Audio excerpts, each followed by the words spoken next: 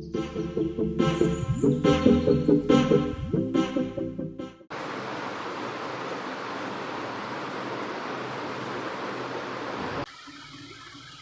हिंद बच्चों।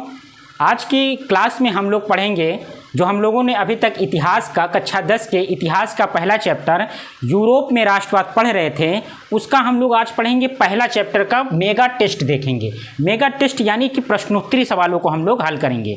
जैसा कि आप लोगों को पता है कि हम लोगों ने इस चैप्टर को बहुत ही डीपली पढ़ लिया है, पढ़ा है ना हम लोगों ने। हाँ, तो आज हम लोग क्या करेंगे, इसी प्रश्नोत्तरी का जो हम लोगों ने बहुत डिटेल से आपको पढ़ाया है उसका हम लोग एक एक छोटे छोटे सवालों को हल करेंगे और देखेंगे कि क्या ये जितने सवाल हैं ये सभी आपके परीक्षा में आए हुए सवाल हैं और यहाँ से आपके आने वाली परीक्षा में जो आपका बोर्ड का एग्जाम होगा उसमें आपको यहाँ से सवाल देखने को मिलेंगे। ठीक है बच्चों, तो आज हम लोग शुरू करेंगे और आपसे टेस्ट होगा। टेस्ट यानी हम आपसे सवाल पूछेंगे, वन लाइनर होगा, आप उसका क्या करेंगे, जवाब देंगे। हम लोग शुरुआत करते हैं आज की अपनी प्रश्नोत्तरी जो कि कक्षा 10 के बहुत ही महत्वपूर्ण है। तो हम लोग यहाँ पे देखेंगे 5 सवाल जो अभी हमारे पास है, हम यहाँ जो हमारे पास बच्चे हैं इन लोगों से सवाल पूछेंगे। इसमें पहला जवाब हम लोग पूछेंगे, जो सवाल है हमारे पास कि फ्रेडरिक सारियू ने, किसने, फ्रेडरिक सारियू ने कितने चित्रों की श्रृंखला बनाई थी। आप सब ने पढ़ा होगा कक्षा 10 के यूरोप का राष्ट्रवाद। यूरोप के राष्ट्रवाद में पहली लाइन लिखी हुई है जो कि यही लाइन है कि फ्रेडरिक सारियू ने कितने चित्रों की श्रृंखला बनाई है। तो क्या आप लोगों को इसका जवाब पता है? अगर आप लोगों को पता है तो हम एक व्यक्ति से यहाँ पे सवाल पूछेंगे जिसका नाम है ध्रुव। उस क्या करेंगे, सभी लोगों से एक एक करके सवाल पूछा करेंगे। तो ध्रुव आप इसका जवाब बताएंगे, ठीक है? फ्रेडरिक सारियू ने 4 चित्रों की श्रृंखला बनाई थी। तो ध्रुव ने इसका जवाब बताया कि फ्रेडरिक सारियू ने 4 चित्रों की श्रृंखला बनाई थी। क्या इसका जवाब सही है? अगर इसका जवाब सही है तो हम लोग यहाँ बोर्ड पे लिख देते हैं कि फ्रेडरिक सारियू ने कितने चित्रों की श्रृंखला बनाई? 4 चित्रों की। कितने? 4 चित्रों की। आप लोग इसे याद रखिएगा, आपके बोर्ड के एग्जाम में ये सवाल सीधा सीधा देखने को मिल सकता है। ठीक है बच्चों, इसके बाद आज हम लोग दूसरा सवाल देखेंगे जो कि बहुत ही महत्वपूर्ण है, आपके यूरोप के राष्ट्रवाद का सबसे महत्वपूर्ण सवाल और इसका 90% चांस है कि आपकी परीक्षा में यह सवाल सीधा सीधा देखने को मिल जाए। तो दूसरा सवाल हम लोग पढ़ते हैं और उसके बाद हम लोग इसका जवाब पूछेंगे दूसरे बच्चे से, जिसका सवाल है नेपोलियन ने नेपोलियन संहिता, क्या चीज, नेपोलियन संहिता जिसे नेपोलियन बिल के नाम से जाना जाता था, उसे कब लागू किया था। आपको ये सवाल समझ में आ गया बच्चों? अगर आपको सवाल समझ में आ गया है तो हम लोग यहाँ देखेंगे कि नेपोलियन संहिता कब लागू हुई थी। इसका जवाब हम आप लोगों में से एक लोग से पूछने वाले हैं, ठीक है? तो इस सवाल का जवाब हमारे एक स्टूडेंट हैं जो देंगे, जिसका नाम है अनुज। अनुज आप इसका जवाब दीजिए। नेपोलियन संहिता 1804 में लागू हुआ था। तो अनुज ने दूसरे सवाल का जवाब बताया कि नेपोलियन ने नेपोलियन संहिता 1804 में, कब, 1804 में लागू की थी। तो इसका जवाब क्या हो जाएगा? 1804 ईस्वी में। ठीक है साथियों, 1804 ईस्वी में नेपोलियन ने क्या किया था? नेपोलियन संहिता लागू की थी। इसके बाद हमारे पास अगला सवाल है, सबसे महत्वपूर्ण सवाल, जिसका नाम क्या है कि वाटरलू का युद्ध कब हुआ था। क्या है? वाटरलू का युद्ध कब हुआ था। इसका जवाब आप लोगों को पता है? इस सवाल का जवाब देंगे हमारे एक बहुत ही प्यारे विद्यार्थी जिनका नाम है आदित्य। आदित्य आप इस सवाल का जवाब देने के लिए तैयार हैं? चलिए हम आपसे सवाल पूछते हैं। वाटरलू का युद्ध 1815 ईस्वी में हुआ था। तो बच्चों आदित्य ने इसका जवाब बताया कि वाटरलू का युद्ध 1815 ईस्वी में हुआ था। कब हुआ था? 1815 ईस्वी में। किसका युद्ध हुआ था? वाटरलू का युद्ध हुआ था। और ये आप जानते हैं ये युद्ध किसके साथ हुआ था? नेपोलियन के साथ हुआ था। आपने पढ़ा है ना, नेपोलियन के साथ क्या हुआ था? वाटरलू का युद्ध, जिसमें नेपोलियन क्या हुआ था? हार गया था। नेपोलियन क्या हुआ था? हार गया था। ये सारी चीजें आप लोगों ने बहुत अच्छे से पढ़ा है। तो हमारे पास अब अगला सवाल है जो कि बहुत ही महत्वपूर्ण है कि ऑस्ट्रिया की राजधानी क्या है। क्या सवाल है? ऑस्ट्रिया की राजधानी क्या है। तो इसका जवाब देंगे हमारे बहुत ही अच्छे विद्यार्थी जिनका नाम है अभिषेक। तो अभिषेक जी आप इसका जवाब देने के लिए तैयार हैं? सर ऑस्ट्रिया की राजधानी वियना है। तो अभिषेक जी ने बताया, हमारे पास जो चौथा सवाल था कि ऑस्ट्रिया की राजधानी क्या है, तो अभिषेक जी का आंसर था कि ऑस्ट्रिया की राजधानी वियना है। क्या है दोस्तों? वियना। तो हम लोग यहाँ जवाब में क्या लिखेंगे? वियना। बहुत ही महत्वपूर्ण सवाल है, आपके बोर्ड की परीक्षा में यह सवाल आपको जरूर देखने को मिल सकता है। इसलिए आप सभी लोग इस जो वीडियो को बहुत ही ध्यान से देखिए और अपनी परीक्षा तक इसको आप जरूर इसको देखें और समझें, क्योंकि 1 नंबर और 2 नंबर के जितने सवाल हैं आज हम लोग पूरे के पूरे सवालों को हल करेंगे। हमारे पास अगला सवाल है कि जो वियना ऑस्ट्रिया की राजधानी थी, ऑस्ट्रिया की राजधानी जो वियना है, वहाँ पे एक संधि हुई थी। क्या हुई थी? संधि हुई थी, एक बैठक हुई थी, संधि या सम्मेलन हुआ था। तो यहाँ पे हम लोग के पास अगला सवाल है कि वो वियना की संधि कब हुई थी, इसे हम लोग देखेंगे। तो इसका जवाब देंगे हमारे एक बहुत ही प्यारे विद्यार्थी जिनका नाम है दिनेश। तो दिनेश जी, क्या आप इसका जवाब देने के लिए तैयार हैं? सर, वियना की संधि 1815 ईस्वी में हुई थी। तो दिनेश जी ने यहाँ पे बताया कि वियना की संधि जो है वो 1815 ईस्वी में हुई। कब हुई?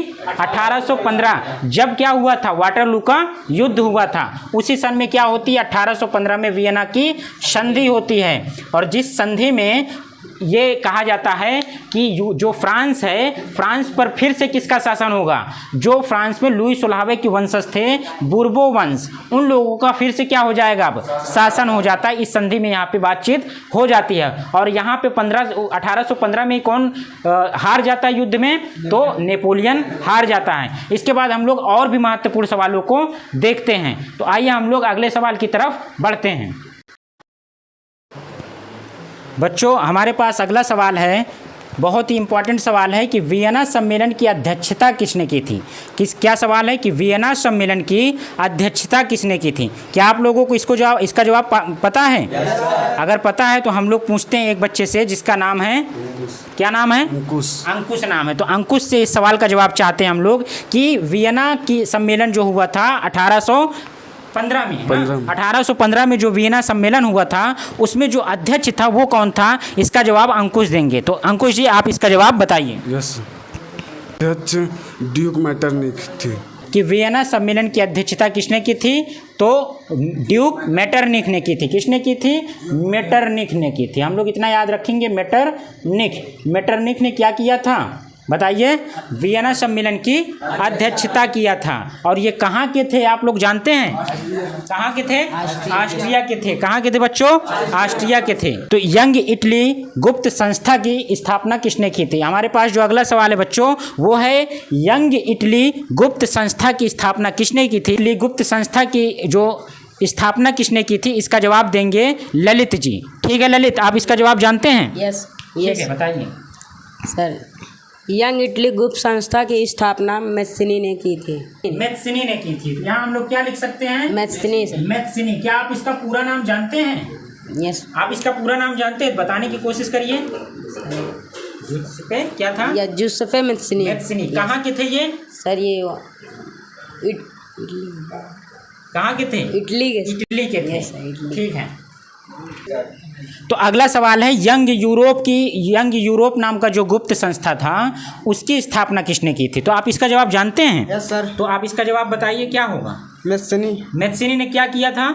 यंग यूरोप की स्थापना की। हाँ, यंग इटली और यंग यूरोप दोनों गुप्त संस्था की क्या किया था? स्थापना किया था। क्या आप जानते हैं कि मैथ्सिनी जो है अपने इस ग्रुप को बनाने से पहले किसी और एक ग्रुप में शामिल था, वो भी एक गुप्त संस्था थी। क्या आप उसका नाम जानते हैं? Yes sir. बताइए उसका नाम क्या था? यस सर, कार्बोनारी था। अगला सवाल है हमारे पास कि जो मैथ्सिनी ने सबसे पहले किस ग्रुप की संस्था की स्थापना की थी, वो था कार्बोनारी। क्या है? कार्बोनारी। इसका जवाब बच्चों ने दे दिया है। इसके बाद अपने पास अगला सवाल है कि जर्मनी का एकीकरण किसने किया था? क्या आप इसका जवाब जानते हैं? जर्मनी का एकीकरण किसने किया था? Yes sir. तो इसका जवाब आप बताइए। जर्मनी का एकीकरण बिस्मार्क ने किया था। जर्मनी का एकीकरण किसने किया था? बिस्मार्क ने। क्या किया था? किसने? बिस्मार्क ने। क्या आप इसका पूरा नाम जानते हैं? बिस्मार्क का क्या नाम था? ऑटोवान नाम था क्या? यस सर, ऑटोवान था। ऑटो चलाने वाला? नो सर, ऑटोवान नहीं। ऑटोवार्क बिस्मार्क था। ये क्या किया था इसने? उसने क्या किया था? जर्मनी का एकीकरण। जर्मनी का एकीकरण। इसके बाद जो है एक सवाल है कि इटली का एकीकरण किसने किया था? इसका जवाब आप जानते हैं? यस सर, बताइए। मैटरनिक ने। किसने? मैटरनिक। मैटरनिक ने किया था। क्या आप ये सही बता रहे हैं? ध्यान करिए थोड़ा सा कि इटली का एकीकरण किसने किया था। आपको पढ़ाया गया है, आप मेस्सिनी ने क्या किया था? इटली का एकीकरण। अगर आपसे पूछे जर्मनी के एकीकरण किसने किया था? वो बिस्मार्क ने। थोड़ा सा पढ़ाई करिए, ठीक है बच्चों। अगला सवाल है हमारे पास कि एक कोटेशन था, एक वाक्य किसी ने कहा था, उसका नाम आपको बताना था कि वो शब्द या वो वाक्य किस व्यक्ति ने कहा था कि जब फ्रांस छींकता है तो पूरे यूरोप में जुकाम हो जाता है। ये वाक्य किसने कहा था? कि आप लोगों को पता है? अगर आप लोगों को पता है तो आप लोग उसका जवाब दे सकते हैं क्या? तो क्या है उसका जवाब? कौन था? मैटरनिक था। मैटरनिक ने क्या बोला था कि जब फ्रांस छींकता है तो पूरे यूरोप को क्या हो जाती है? सर्दी जुकाम हो जाती है। ठीक है ना? कितना बढ़िया कोटेशन है, याद रखिएगा, आपकी परीक्षा में ये पूछा जा सकता है सीधा सीधा। इसके बाद अगला सवाल हम लोग देखेंगे जो कि हमारे पास है कि जर्मनी के एकीकरण था वो हम लोगों ने देख लिया, ऑटो वन बिस्मार्क ने किया था। इसके बाद है कि मेस्सिनी ने कितने गुप्त संगठनों की स्थापना की थी? कितने की? 2 की। अगला सवाल है हमारे पास कि मेटरनिक ने किसे कहा था कि ये हमारी सामाजिक व्यवस्था का सबसे बड़ा दुश्मन है? मेस्सिनी को क्या कहा था मेटरनिक ने? कि हमारी संस्था का क्या, हमारी समाज का क्या है ये? सबसे बड़ा दुश्मन है। सबसे बड़ा दुश्मन है कौन? मेस्सिनी, है ना? ठीक है। इसके बाद अगला इसमें महत्वपूर्ण सवाल है, कोई बताएगा यहाँ पे कि ला पैट्रिक शब्द से आप क्या समझते हैं? ला पैट्रिक शब्द से आप क्या समझते हैं?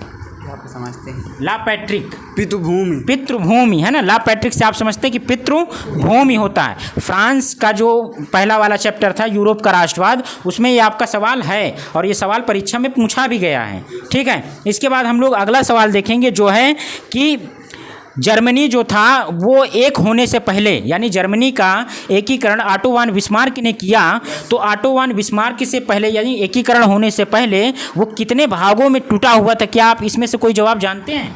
कितने भागों में टूटा हुआ था जर्मनी कितने भागों में टूटा हुआ? 39 भागों में। कितने भागों में? 39। अच्छा, आपने बताया 7 भागों में, तो 7 भागों में कौन सा देश था जो टूटा हुआ था? आप जानते हैं? इटली कितने भागों में था? 7। बाद में उसका एकीकरण किसने कर दिया था? मेस्सिनी ने। और जर्मनी का किसने किया था? तो ये 4 सवाल आपके सामने हैं, किसने एकीकरण किया था और वो जो देश है वो कितने भागों में टूटा हुआ था।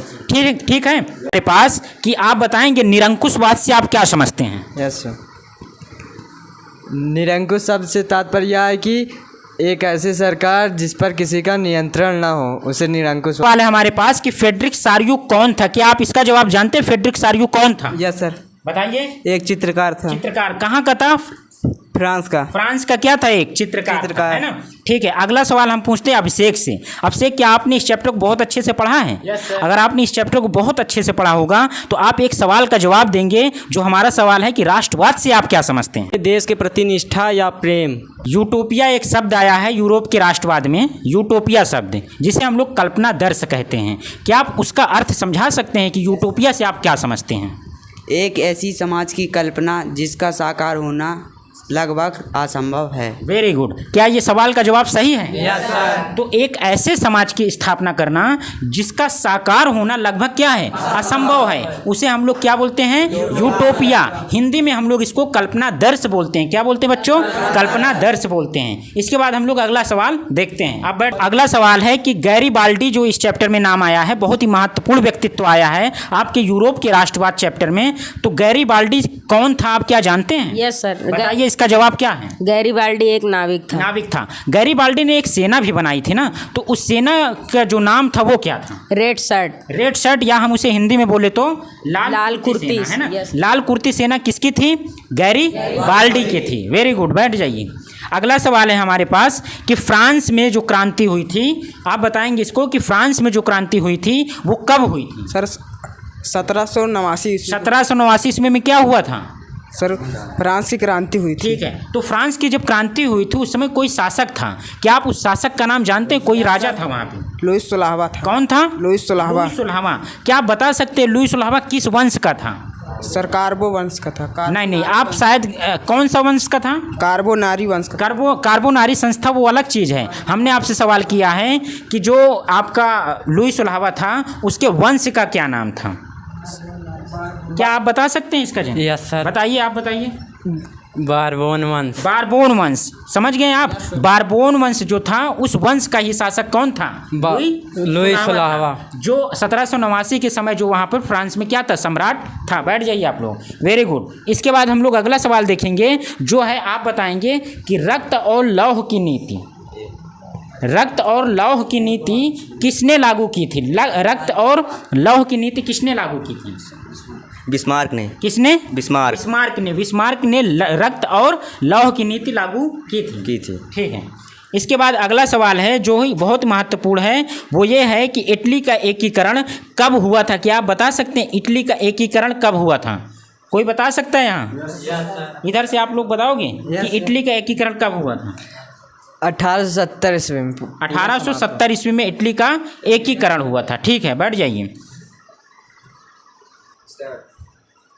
इस चैप्टर का एक महत्वपूर्ण सवाल है जो कि कार्बोनारी संस्था से है। तो कार्बोनारी संस्था जिसमें मैथ्सिनी जुड़ा हुआ था पहली बार, उस संस्था की स्थापना कब हुई थी? क्या आप उसका जवाब जानते हैं? यस सर, कार्बोनारी संस्था 1810 में हुई थी। 1810 में इसकी स्थापना हुई थी।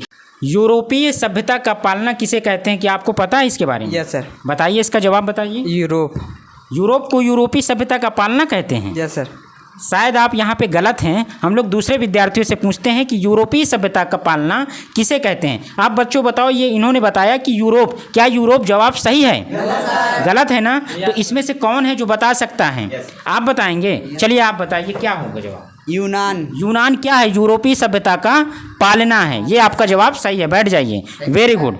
आप भी बैठ जाइए। अगला सवाल है आपके लिए कि यूरोपीय सभ्यता में जो है कि राष्ट्रवाद के लिए, राष्ट्रवाद का जो प्रारंभ होता है वो किस देश से होता है? फ्रांस से। फ्रांस से क्या होता है? राष्ट्रवाद का आरंभ होता है। ठीक है, वेरी गुड। बैठ जाइए।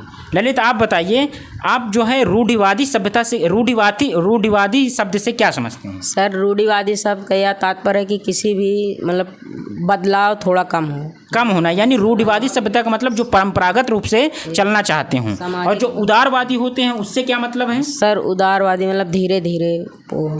उदारवादी का मतलब क्या है? स्वतंत्रता है, यानी वो बहुत अच्छे से बदलाव चाहते हैं। लेकिन रूढ़िवादी लोग बदलाव नहीं चाहते हैं। यही आपने पढ़ा इस चैप्टर में। बैठ जाइए, सही है भाई। कि जो हमारे पास वो सवाल ये है कि नेपोलियन जब हारा था 1815 में, तो उसे कितने देश के लोगों ने मिलकर के हराया था? 4 देशों के शासकों ने मिलकर के नेपोलियन को 1815 में हराया था। किस जगह पे हराया था? उस युद्ध का नाम बताएंगे आप?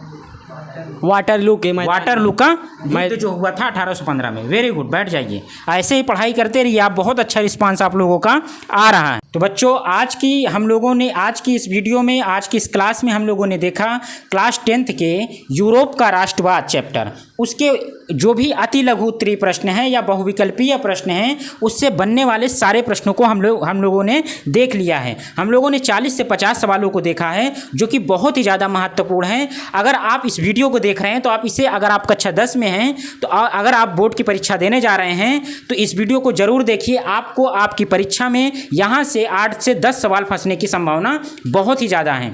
आप लोग लगातार वीडियो को देखते रहिए। हम लोग अपने बच्चों के साथ रोज़ डेली आप लोगों को ऐसे ही हर एक टॉपिक पे, इतिहास का, अर्थशास्त्र का, भूगोल का और इसके साथ साथ नागरिक शास्त्र का, सभी विषय का हम लोग क्या बनाएंगे? वीडियो बनाएंगे। हम इनको पढ़ाएंगे। उसके बाद उसका जो हम लोग लाइव टेस्ट कराया करेंगे, मेगा टेस्ट कराया करेंगे और इनसे सवाल जवाब किया करेंगे।